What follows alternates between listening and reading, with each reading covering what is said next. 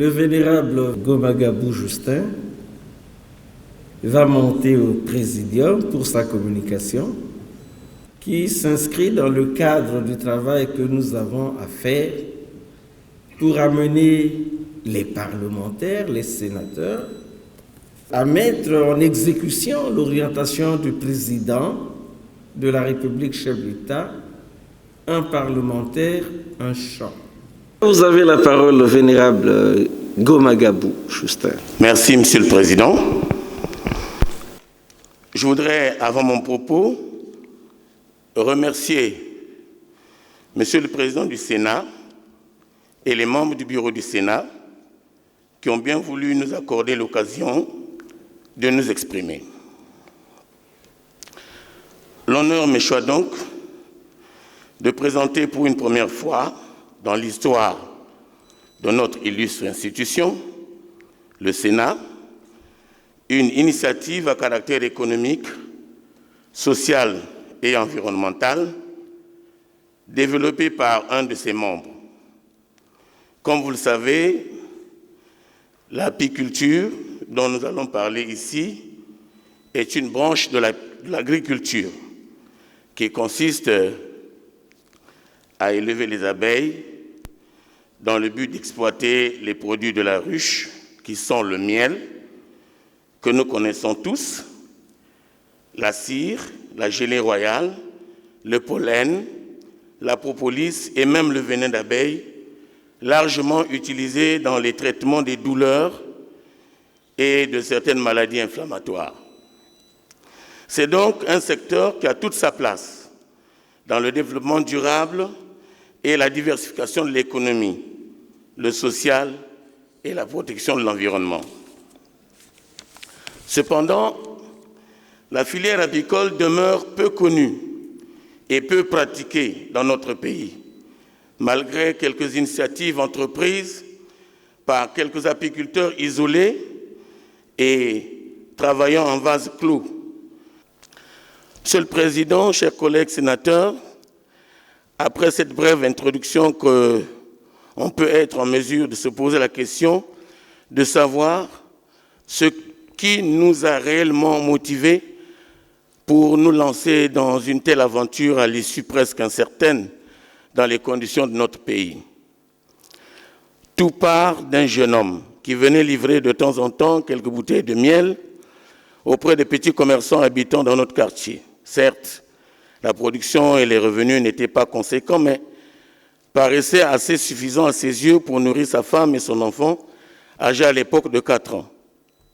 Par la suite, les conseils incessants donnés par mes proches collaborateurs m'ont poussé à me rapprocher auprès des techniciens disposant des connaissances plus approfondies en la matière pour suivre une formation en apiculture.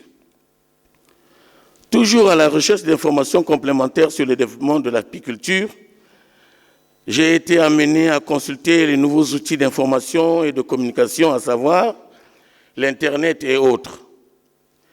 C'est ainsi que j'ai découvert que plusieurs pays du continent, notre continent, y compris ceux de la sous-région, se sont lancés depuis plusieurs années dans le développement de ce secteur.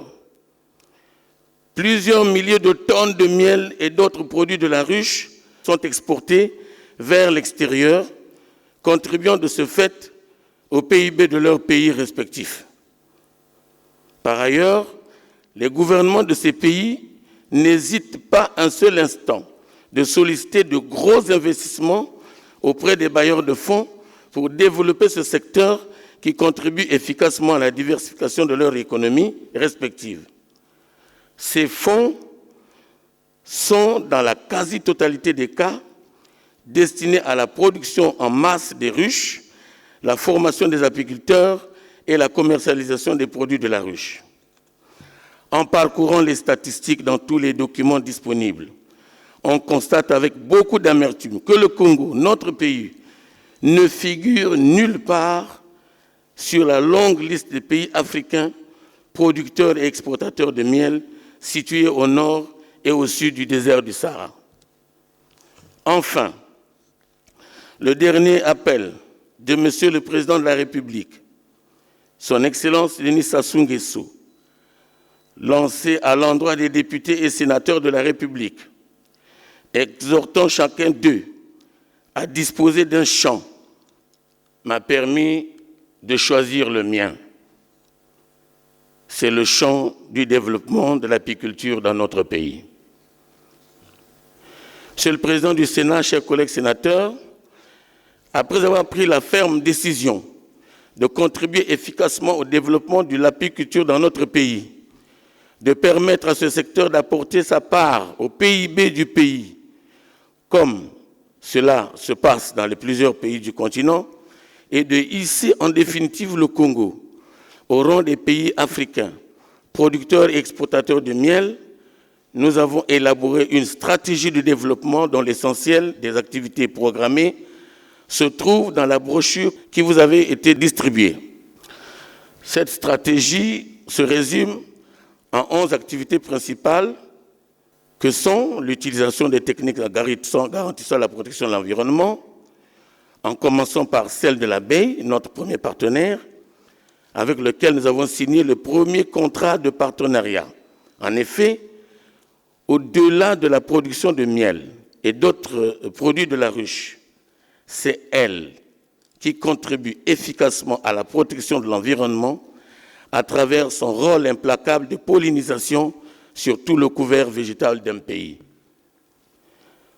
L'installation ensuite d'une usine de fabrication de ruches, la capture des abeilles dans des ruches adaptées, le suivi et la récolte de miel, la création d'une école de formation en apiculture professionnelle, l'intégration de la femme et de la jeune fille dans toutes les opérations apicoles, la création de plantations renfermant des espèces d'arbres et des plantes qui attirent les abeilles pour la fabrication de miel, la construction d'une miellerie moderne, la création d'autres centres de formation en apiculture professionnelle dans les autres départements du pays, la possibilité à disposer d'un texte ou des textes juridiques destinés à protéger intégralement l'abeille, actuellement menacée par les techniques désastreuses de cueillette de miel, la création d'une fédération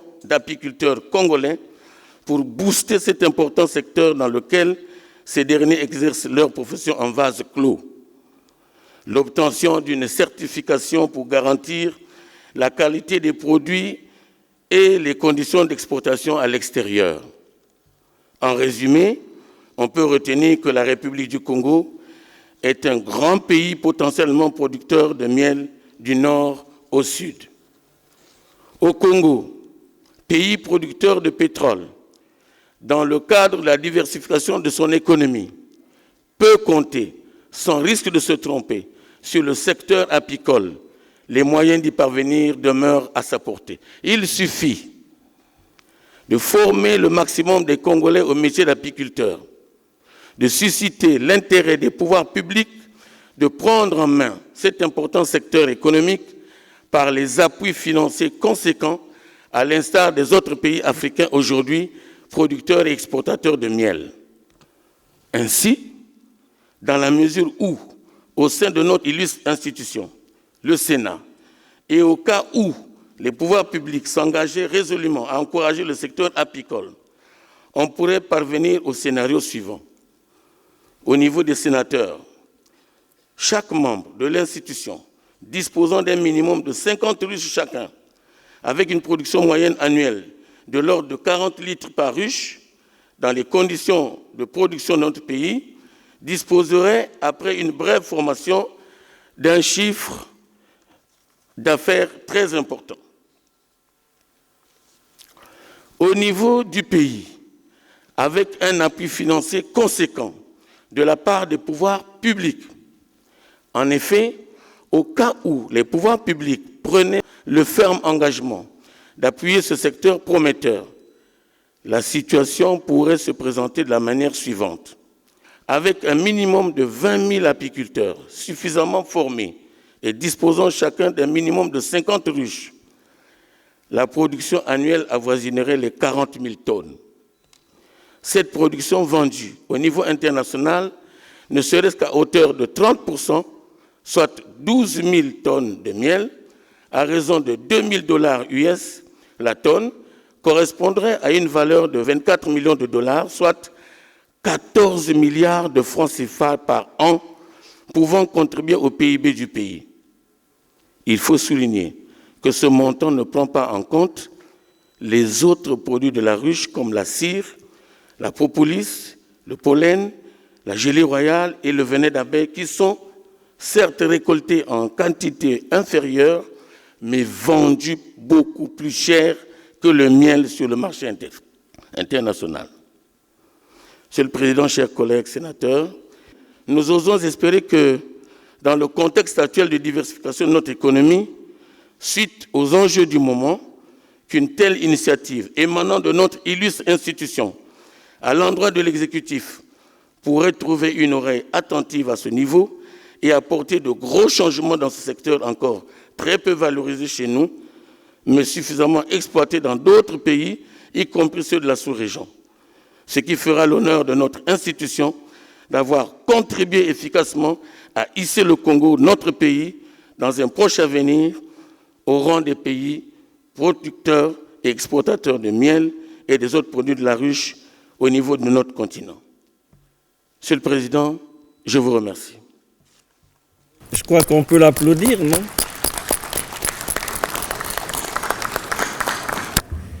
Je voudrais, au nom de l'institution, féliciter le vénérable Gomagabou Justin pour l'initiative qu'il a prise, celle consistant à choisir son champ en réponse à l'orientation du chef de l'État à l'endroit des parlementaires, députés et sénateurs de la sous-région Afrique centrale. Et au-delà, le chef de l'État a engagé le Congo sur la voie de la diversification de l'économie en donnant à l'agriculture une dimension particulière, l'agriculture au sens large. L'exemple du vénérable Gomagabou est à suivre. C'est sans gêne, sans complexe que chacun devrait se rapprocher du vénérable pour avoir des informations permettant, si ce n'est pas toujours de faire l'apiculture comme il a choisi, mais de mener d'autres activités. Ça peut être la pisciculture, l'élevage et autres. On a un autre exemple ici, le ministre d'État qui est chargé des relations avec nous. S'il poursuit sur la voie qu'il a prise, il n'est pas possible que d'ici là, il devienne un gros industriel. Il peut nous dire quel est son choix, quelle est la matière dans laquelle il excelle. On lui passe donc la parole, Monsieur le ministre d'État. Vénérable président du Sénat, vénérable membre du bureau du Sénat, vénérable sénateur. Effectivement, nous devons avoir en conscience le fait que le président de la République, chef de l'État, a mis le pays dans un engouement d'activités agricoles au sens large.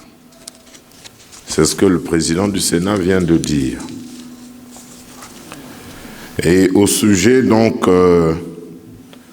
du projet ou ce que j'allais appeler le business plan, pour nous,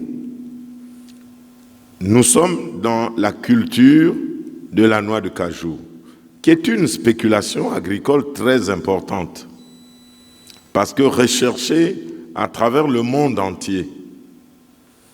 Et lorsque vous y êtes, la plupart de vos clients, pour parler comme ça, sinon la plupart d'acheteurs, eh bien, ce sont des étrangers qui viennent, qui se ruent à la recherche de cette spéculation.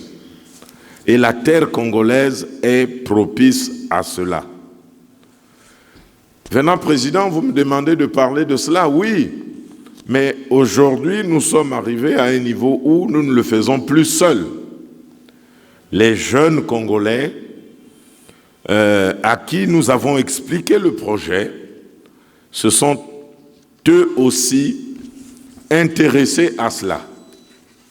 Et donc, ils sont en train de prendre la sémence à notre niveau, étant souligné que cette sémence n'existait pas dans notre pays, et c'est dans d'autres pays que nous sommes allés la chercher, nous l'avons amenée ici.